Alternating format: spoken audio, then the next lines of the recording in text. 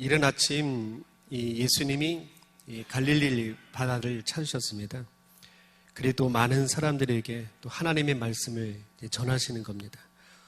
오늘 우리가 읽은 말씀이죠. 5장 1절 말씀을 같이 읽어보겠습니다. 무리가 몰려와서 하나님의 말씀을 들을새 예수는 게네사렛 호숫가에 서서 하나님의 말씀을 들으려고 수많은 사람들이 이른 아침에 예수님에게로 몰려드는 거예요. 이 당시에는 수많은 대제사장이 있고 율법 학자들이 있었습니다. 근데 그들이 전하는 이 말씀에 사람들이 실망을 하고 있었거든요. 그래서 이 말씀에 대한 간절함으로 하나님의 말씀을 듣고자 이 수많은 사람들이 예수님에게로 몰려들었던 겁니다. 여러분, 우리에게도 이런 말씀에 대한 간절함이 있게 되기를 바라겠습니다. 하나님의 말씀이 내 영혼의 음식이 되는 거예요. 내 믿음을 자라게 하는 능력이 바로 이 하나님의 말씀에 있는 겁니다. 그래서 우리가 하나님의 말씀을 듣는데 열심을 내기를 바라겠습니다. 이 예수님은 많은 사람들이 몰려와서 말씀을 전하는데 혹시 더 좋은 장소가 있을까? 이 장소를 찾아야 되는 겁니다. 이 근처에 고기를 잡고 돌아온 어부들이 그물을 싣고 있었는데 갑자기 예수님이 사람들에게 말씀을 전하기 위해서 배에 오르시는 거예요. 여러분, 사람들이 지금 이 모습일 거예요. 여기가 이제 갈릴리 호숫가라면은 사람들이 이렇게 여러분처럼 앞에 있는 것이고 예수님 이제 배를 띄워가지고 그 앞에서 이제 말씀을 전하려는 그런 모습으로 예수님이 배에 오르셨던 거죠. 누가복음 5장 3절 말씀을 읽어볼게요. 예수께서 한 배에 오르시니 그 배는 시몬의 배라. 육지에서 조금 떼기를 청하시고 앉으사 배에서 무리를 가르치시더니. 예수님이 오르신 배는 시몬 베드로의 배입니다. 말씀에서는 생략이 되어 있지만 이 배를 육지에서 조금 떼기를 요청했던 그 예수님의 부탁에 이 베드로가 흔쾌히 바로 승종했던 거죠. 전에도 예수님을 만난 적이 있었던 이 베드로, 그 반가움에 예수님의 요청을 받아들였을 겁니다. 그런데 이 베드로는 밤새도록 그물질을 하고 물고기를 한 마리도 잡지 못했어요. 그래서 피곤한 몸을 가지고 지금 그물을 싣고 있었거든요. 밤새 일을 해서 할 수 없다고 핑계를 대고 예수님의 요청을 거절할 수도 있었는데 베드로는 기꺼이 순종했어요. 여러분, 우리가 하나님의 말씀을 들어야 될 그 사항들을 보면은 시간에 여유가 있고 마음이 평안할 때 그때만 듣는 것이 아니에요. 하루 종일 바쁘게 살다가 몸도 마음도 피곤해가지고 오늘은 정말로 집에서 쉬고 싶다, 이런 생각이 들 때도 있을 겁니다. 그런데 여러분, 하나님의 말씀을 듣는 일에 우리가 힘을 내셨으면 좋겠습니다. 시험 중에 있어도요, 하나님의 말씀을 듣는 그 자리에 우리가 나올 수 있어야 되는 거예요. 몸과 마음이 피곤하고 힘들 때도 이 말씀을 사모하며 예배의 자리로 나오는 그런 신앙의 열심, 이것이 먼저 우리에게 있어야 되는 겁니다. 예수님이 언제 우리 인생의 배에 오르실지 우리는 알 수가 없어요. 오늘도 우리의 인생의 배에 오르셔서 말씀을 전하실 수 있는 겁니다. 내 인생의 밤이 몹시도 괴롭고 힘들 때 예수님이 우리 배에 오르셔서 말씀을 전하실 수 있는 거예요. 그래서 우리는 어느 때나 이 말씀에 대한 순종으로 살아가야 되는 겁니다. 배에 앉아서 무리에게 말씀을 가르치시던 예수님이 이제 모든 말씀을 마치셨어요. 그리고 시몬에게, 그 베드로에게 말을 걸으시는 겁니다. 4절 말씀이죠. 읽어보겠습니다. 말씀을 마치시고 시몬에게 이르시되 깊은 데로 가서 그물을 내려 고기를 잡으라. 예수님이 뜻밖의 말씀을 하세요. 배를 태워주셔서 주어서 고맙다, 이런 말씀이 아니죠. 다시 이제 육지로 내려가자, 이런 말씀도 아니에요. 갑자기 깊은 데로 가서 그물을 내리고 고기를 잡으라, 이렇게 말씀하시는 거예요. 지금 베드로가 부족한 게 뭐예요? 고기를 한 마리도 잡지 못했던 거잖아요. 예수님이 그 베드로의 부족한 부분들을 채워주고 싶은 그런 마음이 예수님에게 있었던 겁니다. 그런데 이 베드로의 입장에서는요, 예수님의 말씀이 갈릴리 바다를 너무나 모르는 말씀이에요. 베드로는 평생 고기를 잡으며 살았습니다. 오늘같이 고기를 한 마리도 잡지 못할 때 그런 때도 있었을 거예요. 어느 날에는 배에 가득하게 만선이 되어서 기분 좋게 돌아오는 그런 날도 있었을 겁니다. 그래서 그렇게 고기를 잡아왔던 이 어부의 경험은 오늘은 안 되는 날이에요. 고기를 잡을 수 없는 날이라는 거죠. 어디에 던져도 고기를 잡을 수 없다라는 거 이미 경험으로 베드로는 알고 있었던 사람이었거든요. 그런데 예수님은 이 어부의 삶을 전혀 모르면서 깊은 데로 가서 고기를 잡으라 이렇게 말씀하고 있는 겁니다. 여러분, 예수님이 지금 있는 이곳에다가 그물을 던지라고 한다면 베드로가 마지못해서 그물을 던져볼 수는 있을 거예요. 그런데 굳이 깊은 곳으로 배를 몰고 가서 그곳에서 그물을 던지라는 거예요. 참 귀찮고 힘들고 핑계댈 수 있는 그런 상황이었습니다. 그리고 이 그물을 내린다라는 것은 낚시처럼 나 혼자 그물을 내릴 수 있는 게 아니거든요. 예수님의 이 말씀에 순종하려면 배에 지금 함께 있는 이 사람들에게 동의를 해야 될 그런 일들입니다. 그러니까 그 사람들을 설득해서 나가려면 추가 수당도 줘야 되는 겁니다. 어젯밤처럼 이 고기를 잡지 못하면 베드로는요 또다시 이 물질적인 손해를 감수해야 되는 거예요. 그러나 이 베드로는요 이 모든 부정적인 여건들을 이겨내고 순종했다는 이야기입니다. 5절 말씀 읽어보겠습니다. 시몬이 대답하여 이르되 선생님 우리들이 밤이 새도록 수고하였으되 잡은 것이 없지만은 말씀에 의지하여 내가 그물을 내리이다 하고, 베드로가 처음엔 이렇게 이야기하죠. 밤이 새도록 수고하였는데 잡은 것이 없습니다. 지금 이 상황을 분명하게 이야기를 하고 있어요. 여기까지 들으면 할 수 없다라는 이유예요. 충분히 이유가 됩니다. 이렇게 핑계댈 수 있는 거예요. 그런데 그 다음 말씀이 중요해요. 이 베드로는요 말씀에 의지하여 그물을 내리겠습니다. 이렇게 순종합니다. 도저히 순종할 수 없는 그 상황인데 말씀에 의지해서 순종하겠다 이렇게 말하고 있는 겁니다. 여러분, 베드로가 모든 것을 내려놓고 하나님의 말씀대로 행하였던 이유는 아주 단순합니다. 베드로는요 예수님의 말씀을 들었어요. 예수님의 말씀을 들었습니다. 베드로는 아직까지 예수님이 어떤 분인지 잘 몰랐을 거예요. 그런데 이 베드로가 예수님의 말씀을 들으면서 자기가 가진 이 모든 것들을 내려놓고 순종했던 겁니다. 예수님이 배 위에서 이 수많은 사람들에게 복음을 전할 때 여러분 가장 가까이에서 들었던 사람이 바로 이 베드로였거든요.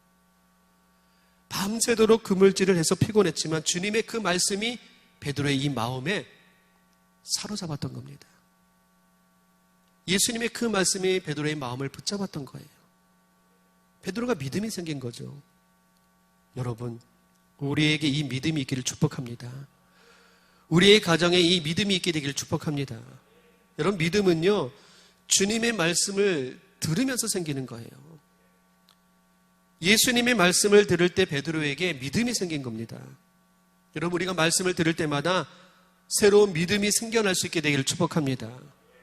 이 말씀, 그 말씀을 들을 때 믿음이 생기는 거예요. 그리고 믿음이 있어야 순종할 수 있는 겁니다. 베드로는 예수님의 이 말씀을 들음으로 믿음이 생겼고 그 말씀에 순종할 수 있었던 겁니다. 그 순종의 결과가 나와요. 6절 말씀입니다. 읽어보겠습니다. 그렇게 하니 고기를 잡은 것이 심이 많아 그물이 찢어지는지라. 주님의 말씀에 순종해서 고기를 잡았는데 놀라운 일이 생겼죠. 심이 많아가지고 그물이 찢어질 지경입니다. 밤새도록 그물질을 했는데도 한 마리도 잡지를 못했던 거예요. 그런데 놀라운 기적이 일어난 거죠. 7절 말씀 읽어볼게요. 이에 다른 배에 있는 동무들에게 손짓하여 와서 도와달라 하니 그들이 와서 두 배의 채움에 잠기게 되었더라. 베드로의 배에도 다 실을 수가 없어서 다른 동무의 배를 불러다가 2배에 가득 채울 만큼 많은 고기가 잡혔던 겁니다. 여러분, 순종의 결과 풍성한 복입니다. 순종하면 누구나 이렇게 풍성한 복을 누릴 수 있다는 것을 보여주셨던 거예요. 4배만 채우는 게 아닙니다. 2배에 가득 채우는 이 복을 주시겠다고 말씀하고 있는 거예요. 신실하신 하나님이죠. 우리가 이 약속의 말씀을 붙들고 순종하는 사람에게 하나님께서는 이 복을 부어주시는 거예요. 말씀대로 순종하면 반드시 기적이 일어나는 겁니다. 여러분, 새해에는요, 그물이 찢어질 정도로 이 놀라운 기적이 우리의 삶 속에서 일어날 수 있게 되기를 축복합니다. 풍성한 삶이 되기를 축복해요. 이 성경에서 나오는 기적에는요, 공식이 있어요. 순종이 없으면 기적도 없어요. 가나의 혼인잔치에서 포도주가 되는 기적이 있었어요. 요단강이 갈라지고 홍해가 갈라지는 그런 기적들이 있었습니다. 나아만 장군이 나병을 고침받았던 기적이 있었어요. 베드로가 무리를 걸었던 기적이 있었습니다. 이 모든 것들이 다 순종으로 이루어졌던 거예요. 여러분, 이 기적에는요, 이런 신앙의 공식이 있는 겁니다. 말씀에 순종하면 하나님이 그 인생을 책임져 주실 거예요. 베드로가 순종했던 그 이유는 예수님의 말씀을 들었기 때문이에요. 지금까지 했던 경험으로 생각했다면 하나님이 이렇게 역사하지는 않았을 겁니다. 오직 주님의 말씀에 의지해서 그물을 내렸기 때문에 하나님이 그 말씀대로 복을 주셨던 거예요. 베드로가 말씀을 의지해서 순종할 때 하나님이 그 인생을 책임져 주셨습니다. 여러분, 베드로가 하나님의 복을 받아가지고 부자가 된 게 아닙니다. 베드로가 높은 자리를 차지했던 것도 아니에요. 가난하게 살더라도 우리의 삶이 병들고 연약해도 이 말씀에 의지해서 순종하는 인생을 하나님이 책임져 주신다. 이게 복이란 이야기입니다. 여러분, 정말로 하나님이 우리의 삶을 책임져 주시기를 주님의 이름으로 축복합니다. 그래서 여러분, 우리 변명하지 않게 되길 바라요. 우리도요, 이 순종하지 못하는 그 핑계, 그 이유 수만 가지입니다. 수없이 이유를 대면서 수없이 핑계를 대면서 순종하지 않을 수 있어요. 내 처지가 이렇다고, 저 사람 때문에 돈이 없어서, 병이 들어서, 나이가 많아서. 여러분, 이 모든 상황과 환경을 내려놓고 우리는 말씀에 순종할 수 있게 되길 바라겠습니다. 하나님은요, 우리 때문이 아니라 우리가 붙들고 있는 이 하나님의 말씀 때문에 우리의 삶을 책임져 주시는 거예요. 그래서 신앙생활은 하나님의 이 말씀에 내 삶을 거는 겁니다. 이것이 신앙생활이에요. 살아있고 운동력 있는 하나님의 말씀에 여러분, 우리의 삶을 여러분 걸어볼 수 있게 되길 바라겠습니다. 여러분, 우리가 그렇게 원하는 돈, 이것도 한순간에 다 사라지는 겁니다. 우리가 그렇게 원하는 건강, 이것도 한순간이면 다 꺾여지게 되어 있어요. 우리가 가진 이 돈들, 그리고 우리의 자녀들, 내 건강, 이거 우리가 책임질 수 있는 게 아니란 이야기입니다. 전능하신 하나님이 책임져 주셔야 되는 거예요. 하나님이 우리의 삶을 지켜주셔야 되는 겁니다. 하나님에게 우리의 인생을 맡기시고요, 하나님이 책임져 주시는 삶이 되기를 축복합니다. 이 놀라운 기적을 체험했던 이 베드로가 그 자리에서 예수님의 그 무릎 아래 엎드렸습니다.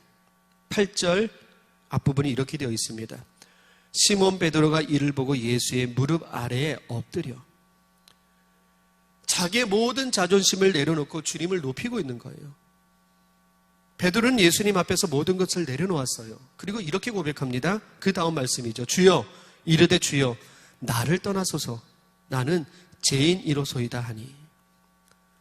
여러분, 고기를 잡기 전에는 예수님을 선생님 이렇게 불렀어요. 선생님. 근데 기적을 체험하고 이 베드로는 주님 이렇게 고백하고 있어요.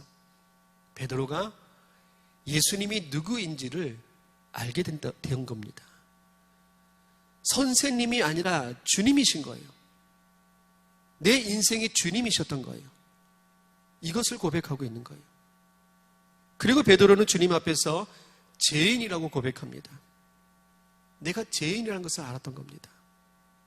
여러분, 예수님이 베드로에게 죄를 지적하지 않으셨거든요.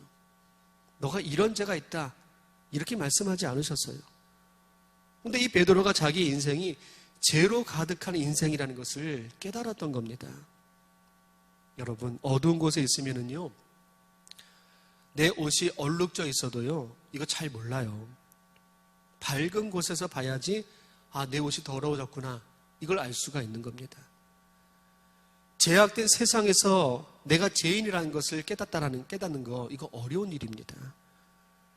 그런데 빛이 되시는 예수님을 만나고 거룩하신 그 하나님을 만나면 우리가 죄인이라는 것을 이건 저절로 깨달아지는 거예요. 내가 정말 죄인이구나. 영광스러운 주님을 만나게 되면은 우리는 그 앞에서 부끄러워서 살 수가 없는 거예요. 그래서 이 베드로가 고백했던 것처럼, 주님, 나는 죄인입니다. 나를 떠나소서. 이렇게 고백할 수밖에 없다는 이야기죠. 베드로가 예수님 앞에서 엎드려 죄인으로 고백하니까 예수님이 베드로에게 사명을 주세요. 10절 뒷부분이 이렇게 되어 있습니다. 예수께서 시몬에게 이르시되 무서워하지 말라. 이제 후로는 너가 사람을 취하리라 하시니. 취하리라, 붙잡다라는 뜻입니다. 사로잡다라는 뜻이에요. 사람을 낚는 어부가 되라는 뜻입니다. 베드로에게 주시는 사명이고 명령인 거예요. 그리고 이 베드로는 정말로 사람을 낚는 어부가 되었어요. 오순절 성령께서 베드로에게 임하시자 이 베드로가 수많은 사람들을 예수님께로 인도하였습니다. 여러분, 예수님을 만나기 전에 이 베드로의 관심은 고기였습니다. 밤새도록 고기 잡는 거였어요. 고기를 많이 잡아야 행복이 있는 것이고 기쁨이 있었던 삶이었어요. 그런 베드로가 예수님을 만나고 베드로의 관심은 사람이었어요. 사람을 주님께로 인도하는 것이 베드로에게 행복이었고 기쁨이었던 겁니다. 여러분, 우리의 관심이 바뀌어질 수 있게 되기를 축복합니다. 우리 사람에게 집중해야 되는 거예요. 사람을 살리는 일에 우리의 행복이 있고 기쁨이 있게 되길 바라겠습니다. 여러분, 돈이야 조금 손해보더라도 사람이 살린다면, 사람이 세워진다면 여기 우리의 기쁨이 있고 행복이 있게 되길 바라겠습니다. 베드로는요, 예수님이 이 베드로에게 사람을 취하리라 이렇게 말씀하셨어요. 그런데 이제 후로는 이 말씀을 먼저 하셨거든요. 이제 후로는. 여러분, 사람을 낚는 이 어부는요, 아무나 될 수 있는 게 아니란 이야기예요. 이제 후로는 이 가정이 있어야지만 사람을 취할 수가 있는 겁니다. 다시 말해서, 주여, 나를 떠나소서. 나는 죄인입니다. 이런 죄의 고백이 있는 사람이 사람을 낚는 어부가 될 수 있다는 이야기입니다. 여러분, 우리가 사람 앞에서 겸손할 수 있는 방법은요, 먼저 내 죄를 깨닫는 거예요. 내가 저 사람보다 더 못한 사람이에요. 내가 저 사람보다 더, 여러분, 수준도 낮은 사람이에요. 저 사람이 더 높은 거예요. 내가 누구인지를 먼저 깨달아야 되는 겁니다. 내 앞에 있는 사람이 죄인이지만 나도 용서받아야 할 죄인인 거예요. 우리가 이것을 깨달으면 우린 겸손할 수밖에 없는 거죠. 누구나 사람 앞에서 겸손할 수밖에 없는 거예요. 여러분, 이런 겸손이 우리에게 있게 되기를 주님의 이름으로 축복합니다. 우리 11절 말씀 읽어볼게요. 그들이 배들을 육지에 대고 모든 것을 버려두고 예수를 따르니라. 베드로는 즉시 순종했습니다. 모든 것을 버려두고 예수님을 따랐어요. 그들은 바다를 떠나서 살 수 없는 어부들이거든요. 그런데 그들이 배를 버리고 그물을 버리고 즉시 예수님을 따랐던 겁니다. 이전까지는 갈릴리 바다에서 고기를 잡는 어부의 삶이었지만 이제는 영혼을 살리는 예수님의 제자로 살기로 했던 거예요. 이후에 사도가 되었던 이 베드로가요, 박해를 받고 있는 그 초대교회 성도들에게 이렇게 위로를 하더라고요. 베드로전서 2장 10절 말씀이에요. 우리 같이 읽어보겠습니다. 너희가 전에는 백성이 아니더니 이제는 하나님의 백성이요 전에는 국류를 얻지 못하였더니 이제는 국류를 얻은 자니라. 너희가 전에는 하나님의 백성이 아니었지만 예수님을 믿음으로 이제는 하나님의 백성이 되었다. 이렇게 이야기합니다. 전에는 너희들이 국류를 받지 못했지만 이제는 국류를 받은 사람이 되었다. 이렇게 위로를 하고 있는 거예요. 여러분, 예수님을 믿는 사람은요, 이전과 이후가 분명해야 됩니다. 우리도 예수님을 만나고 우리의 삶이 분명할 수 있게 되기를 축복합니다. 여러분, 오늘부터라도요, 우리가 분명하게 보여줄 수 있는 이런 믿음의 삶이 될 수 있게 되길 바라겠습니다. 사도 바울이 그랬어요. 부활의 주님을 만나기 전에는 십자가의 원수였어요. 예수님에게 원수였던 사람입니다. 예수님을 믿는 사람들을 핍박하고 잡아 죽이는 것을 자랑으로 삼았던 사람이었어요. 그런데 다메섹의 길에서 부활의 주님을 만나요. 자신의 모든 것을 걸고 복음을 위해서 달려가는 그 삶으로 바뀌게 된 겁니다. 그리고 그렇게 주님을 위해서 살다가 영광스럽게 순교할 수 있었습니다. 예수님을 알고 그 이후의 인생이 완전히 바뀌었어요. 생각이 바뀌었어요. 가치관도 바뀌었어요. 삶의 우선순위가 바뀌었습니다. 여러분, 우리도 영광스럽게 죽을 수 있게 되기를 축복합니다. 우리 그렇게 죽었으면 좋겠어요. 내 자존심 세워봤자 내가 높아지는 게 아니더라고요. 오히려 내 자존심 때문에 여러 사람이 상처받고 힘들어지더라고요. 여러분, 이번 명절에는요, 하나님의 영광을 보여주는 그런 가정 되시기를 주님의 이름으로 축복합니다. 예수님을 만나고 삶이 완전해지는 것은 아니에요. 베드로도요, 예수님을 만났는데 시험에 들고 실패하고 넘어졌어요. 그런데 예수님을 만난 사람들은요, 삶의 방향이 바뀌는 거예요. 삶의 우선순위가 바뀌는 겁니다. 내가 살아야 되는 그 분명한 이유가 무엇인지를 알게 되는 겁니다. 내 안에 예수님의 생명을 가지게 되는 거예요. 그래서 우리가 넘어질 때도 있습니다. 우리가 실패할 때도 있습니다. 그러나 예수님 때문에 우리가 다시 일어설 수 있는 겁니다. 여러분, 새해에는 우리의 가정이 예수님 때문에 다시 일어서는 가정 되시고, 예수님 때문에 다시 회복이 되는 가정 되시고, 예수님 때문에 행복하고 거룩한 가정 되시기를 주님의 이름으로 축복합니다. 우리 같이 기도하겠습니다. 예수님을 만나면 우리의 삶이 바뀌고 가정이 바뀌어야 됩니다. 예수님을 만났다는 그 거룩한 신앙의 경험을 통해서 변화되어가는 우리의 삶과 가정이 되기를 기도하시고요. 오늘 좋은 명절 될 수 있기를 여러분 축복합니다. 2배 가득한 이 복을 우리의 가정에서 받을 수 있기를 우리 같이 기도하겠습니다.